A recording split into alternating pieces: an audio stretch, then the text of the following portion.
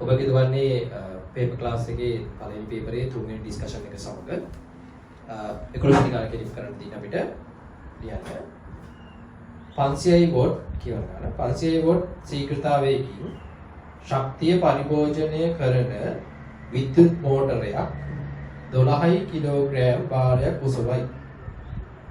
භාරයේ සිරස්ව තත්පර 5ක කාලයකදී මීටර 10ක් උස චලිත වේ නම් එහි කාර්යක්ෂමතාවය ඔන්න දැන් පළවෙනි ගානේ කාර්යක්ෂමතාවය පිළිබඳ අවබෝධයක් නැති දරුවෙක්ට මේ ගානේ තේරුම් ගන්න පුළුවන් කාර්යක්ෂමතාවය කියන එකේ අදහස් තේරු right කෙලින්ම අපි බලමු P අපි දන්නවා මේ P out කියන අපි ප්‍රයෝජනයට ගත්ත එක ඒක හොයාගන්න පුළුවන් අපිට ඔය mgh කියන එක කාලයෙන් බෙදුවට m කියන්නේ ළමයි m කියන්නේ කිලෝග්‍රෑම් 12ක භාරයක් 10 g උස කොච්චරක් උස වෙනවද? sorry 10 මීටර උස. කොච්චර කාලයකදී? තප්පර 5ක කාලයක. 10 දෙකට බෙදුවා ළමයි 2යි මේක 120යි දෙකක් විතරුයි 240යි වොට් කියලා එනවා. මේ එන්නේ ළමයි 240 වොට් කියලා අපිට ලැබෙන්නේ P out. කාර්යක්ෂමතාවය කියන්නේ නීටා P out බෙදීම P in වැඩි කිරීම 100%. P out කියන්නේ දැන් ඔය 240 ඔයගොල්ලෝ ගත්ත P in කියන්නේ ලබා දුන්න ශක්තිය 500යි වොට්. වැඩි කිරීම 100%. දැන් මේකේ බිංදු දෙකට මේ බිංදු දෙක කැපෙනවා. කැපුණාම ළමයි 240 පහෙන් මෙතන තියෙන්නේ. නීට වලට එන උත්තරේ 24ට පහේ ඒවා 4යි 4ක් ඉදිරි 49. 148ක කාර්යක්ෂමතාවයකින් වැඩි වෙන්නේ. උත්තරේ 3 වෙනි. ගන්න බෑ උත්තරේ.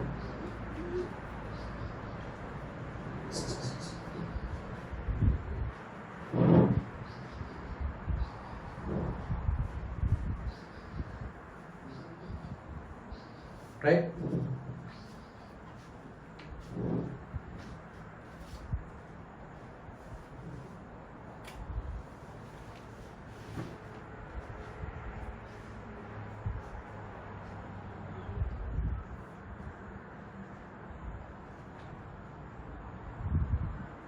right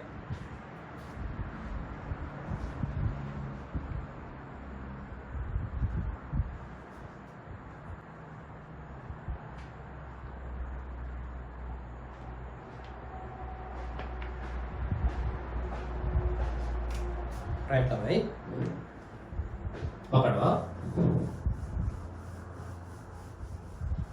අපිට ඉතුරුලා තියෙන්නේ 12 වෙනි ගාන බලයක හා බල යුග්මයක ගුණය පිටපත පහත කරුණු සලකා බලන්න. A බලයක ගුණය විශාලත්වය තර ගුණේ විශාලත්වය නෝනේ ගුණේ ගනු ලබන ලක්ෂ්‍ය මත රඳා පවතී. ළමයි ඒක ඇත්ත. ඇයි ගුණය කියන්නේ බලය වතාවක් ලම්බක දුර.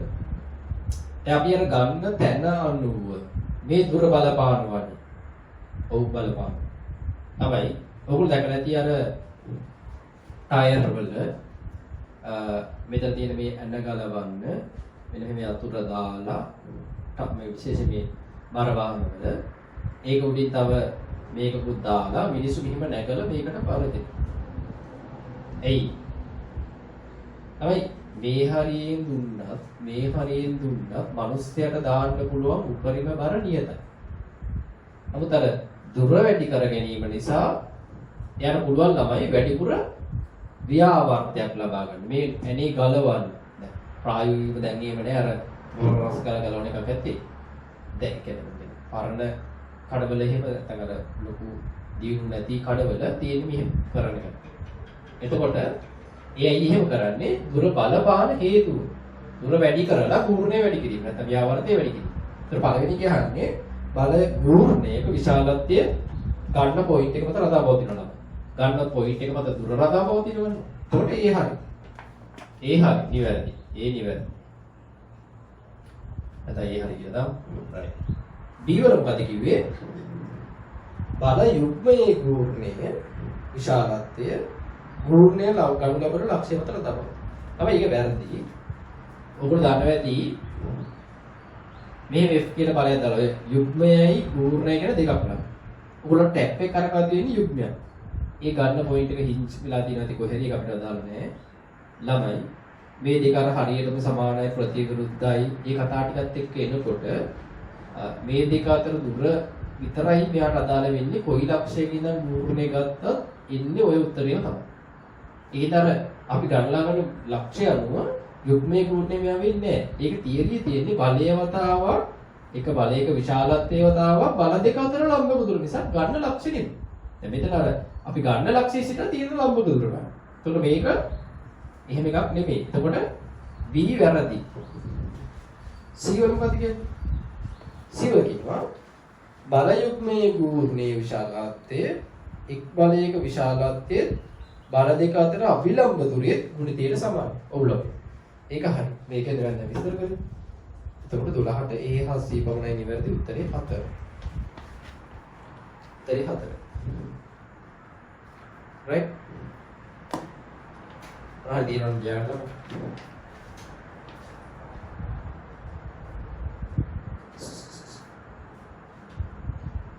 right. ඊළඟට අපි ගමු කෙලින්ම 13 වෙනි ප්‍රශ්නය. 13 වෙනි ගැටලුව කියන ළමයි මොකද්ද? 20 නිව්ටන් භාරයක් තිරස් යකඩ දණ්ඩක ගැට ගසා ඇති එක සහ සමාන AB හා AC තත්ත්ව දෙකකින් රූපයේ පෙනෙන පරිදි එල්ලා ඇත. තත්ත්වයේ ආතතිය වන්නේ. ළමයි තම සරල ගැටලුවක්. මේක අර ප්‍රශ්නයක පළවෙනි 20 වගේ ඇතුළත තියෙන්න පුළුවන් එළල් වලට මේක A මේක B මෙතන C තමයි. උඩ තව ඇන්ගල් එක වැඩි. එහෙම තියෙන්නේ. මේක සීරස දාංශක T 60 කාන්තයි. right? එතකොට මේක A මෙතන B මෙතන C මෙතන විතර තියෙන භාරය 20 නිව්ටන් භාරයක් තියෙනවා. දැන් අපි දන්නවා මේක නම් ගොඩක් දරුවෝ අතන තිබ්බා. මෙතන T කියලා බලමුත් T1 මෙතන T2 කියලා දැම්මොත්. ඇත්තටම රූපයක සමමිතිකත්වයක් තියෙනවා නම් ළමයි මේ බල දෙක සමානයි. එතකොට මේ දෙපැත්තට මේක මේ පැත්තට සම්රචකී ගත්තාම T1 sin හැටනේ. මෙයාගේ T1 sin හැටනේ. ඒ දෙන්න සමානයි ළමයි. එතකොට ඇය තිරස් සමතුලිත වෙන්න ඕන නිසා. එතකොට මේ T1 ට T2 සමානයි. ඒක අර TT කියලා කෙලින්ම දාගමු. right ඒවල දරුවෝ තියෙන ළමයි දන්නවා. දැන් අර සමමිතිකත්වයෙන් නිසා ඒක දාගත්තා. ඊට පස්සේ සිරස් අතර තියෙන සම්රචක ටික ගමු. එතකොට සිරස් අතර තියෙනවා ළමයි T cos 60 මෙයාගේ T cos 60. මේ දෙකේම එකතුව T cos 60 ධන T cos 60 සමාන වෙන්න ඕනේ පල්ලෙහාට එන 20 Newton. T cos 60 T cos 60 කියන්නේ 2යි T cos 60. cos 60 කියන්නේ භාගයයි. ඒක අප්ලයි කරමු. මේකට දැන් කැපෙනවා ළමයි T කියන්නේ 20 නිව්ටන් වෙනවා. උත්තරේ 5. දාගන්න කටි දාන්න.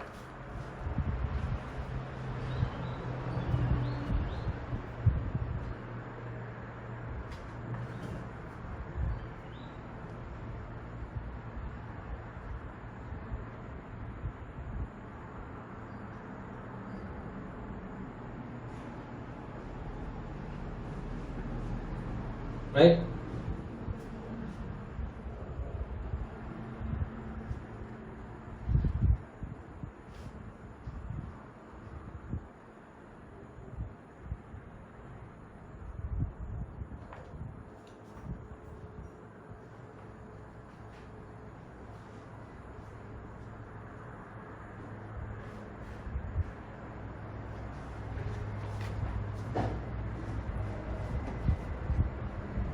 right?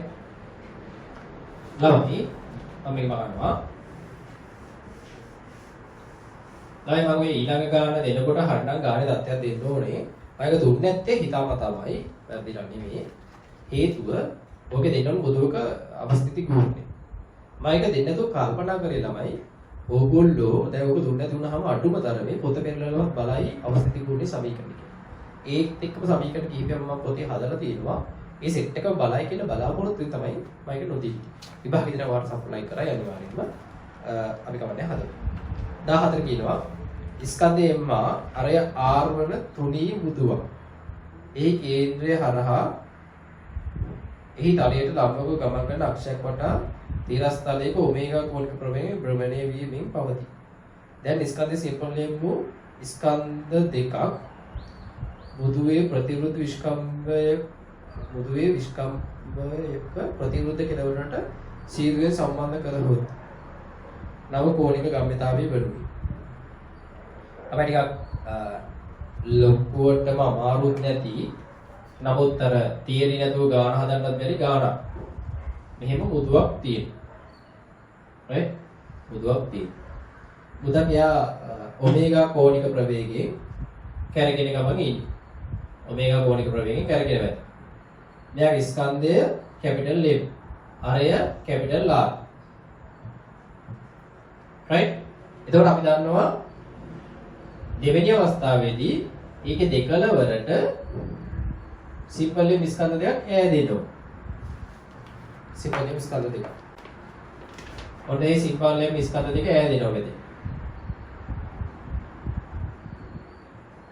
right? දැන් මට කියන්න මේකේ අර හිතාමත්ම සෙමි අර නිශ්චලතාවේ ඒ අදහස දුන්නාට පස්සේ දැනගන්න ළමයි කෝණික ගම්‍යතාවයේ සංසිද්ධිකයි කියන ගැටලුව විසඳීම තමයි ඉදිරිය. ඒතර අපි දන්නවා කෝණික ගම්‍යතාවයේ සංසිද්ධිකයි නම් I1 omega 1 සමානයි I2 omega 2.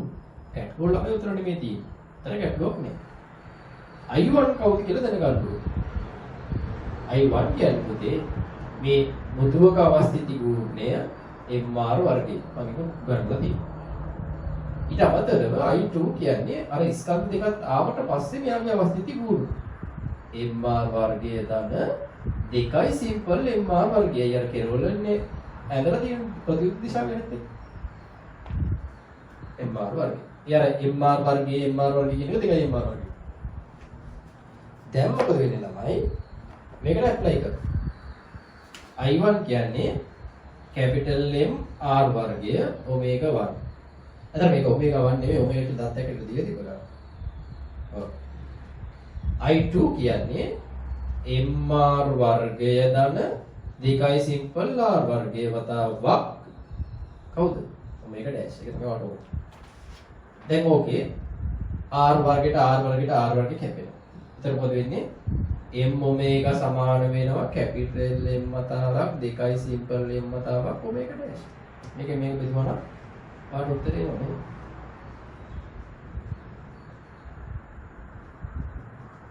උත්තරය පළවෙනි එක. පළවෙනි එක තමයි උත්තරේ. දාගන්න බෑ.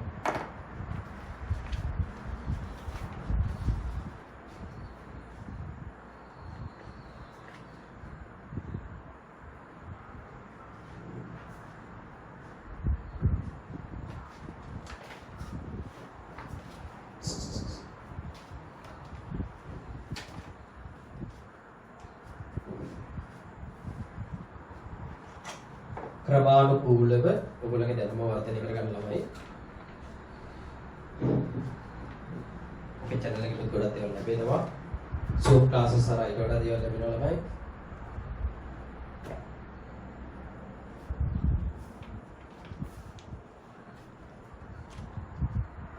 හරිද? අකල් ලියගන්න.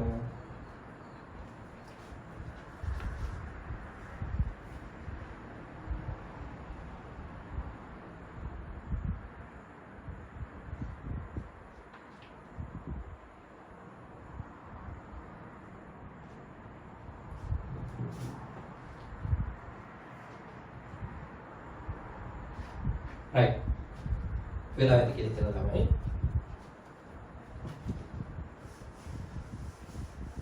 right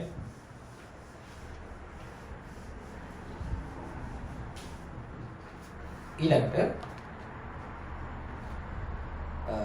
15 ගැටලුව අක්ෂර කොට වස්තුවේ අවස්ථිත ගුණ 1.2 ආරම්භක වස්තුවේ නිශ්චලතාවයෙන් පවතී. වස්තුවට 1500 ජූල් භ්‍රමණ චාලක ශක්තිය ලබා දීමට 25 කෝණික භ්‍රමණයේ ලබා දීමට 25 රැඩියස් වෙනදී කෝණික තොරණය භ්‍රමණය අක්ෂය වටා පවත්වා ගත යුතු කාලය කොපමණයි? ළමයි අර අපිට ප්‍රශ්නේ තියෙන්නේ මෙතන අර 1500 ජූල් දුන්නාට පස්සේ ඔමේගා කීයද කියන එක. තමයි ප්‍රශ්නේ තියෙන්නේ. පොඩි හරි ගැටලුවකට තියෙන්නේ. හරි. දැන් අපි කෙලින්ම හොයමු කොහොමද අපිට ඒක හොයාගන්න පුළුවන්. එහෙම. ශක්තිය තියලා තියෙන නිසා දරුවනි E සමානයි භාගයයි I ඔමේගා වර්ගයේ සමීකරණය මට පාවිච්චි කරන්න පුළුවන්. එතකොට ශක්තිය මොනවද? 1500යි ජූල් භාගයයි I කියන්නේ කවුද? 1.2යි ඔමේගා කියන්නේ ඒක තමයි මට ඕනේ කියන්නේ. 1.2 දෙකෙන් බෙදුවම ළමයි 0.6යි. 0.6යි. දෙපැත්තම 10න් වැඩි කරන්න. මේක 15000 වෙනවා මෙතන 6 වෙනවා. 6න් බෙදන්න 15 බෙදද්දි 2යි 3ක් ඉතුරු 30ට 5යි 2500. වර්ගයේ හැමතැන ගියාම වර්ගමූලය වෙනවා. වර්ගමූල 2500 වෙනවා. right? වර්ගමූල 2500 කියන්නේ ළමයි 50යි එක. right? ස්ත්‍රී එක. දැන් ඔයාගේ ඔබේ ගණන් දරුවනේ. මේක නෙමෙයි ගාණිය වුනේ. කොච්චර කාලයක් තියෙනවද කියලා. දැන් ඔමේගා දන්න නිසා ඇල්ෆා දන්න නිසා අපි ගාව සමීකරණයක් තියෙනවා. අර v වර්ගයේ සමානයි u කාලය දන්නවද? කාලය තමයි ගානේ ඕනේ. එහෙනම් අපිට ලේසියෙන් දැන් v සමානයි u ධන at ට අනුරූප භ්‍රමණ චලිතී සමීකරණය මොකද්ද? ඔමේගා සමානයි ඔමේගා නෝට් ධන ඇල්ෆා t. දැන් ඔමේගා කියන්නේ කවුද? 50. අපිට 50 ගන්න ඕනේ. ආරම්භයේදී නිශ්චලතාවයේ තිබ්බේ. ඇල්ෆා කියන්නේ 25යි කියලා ගන්න තත්ත්වයකට දුන්නා. t හොයන්න 25 විතර. 25 බෙදම දෙක. තප්පර දෙක පැත්තට දාන්න පුළුවන්. උත්තරේ පළවෙනි එක. දාගන්න යන්න.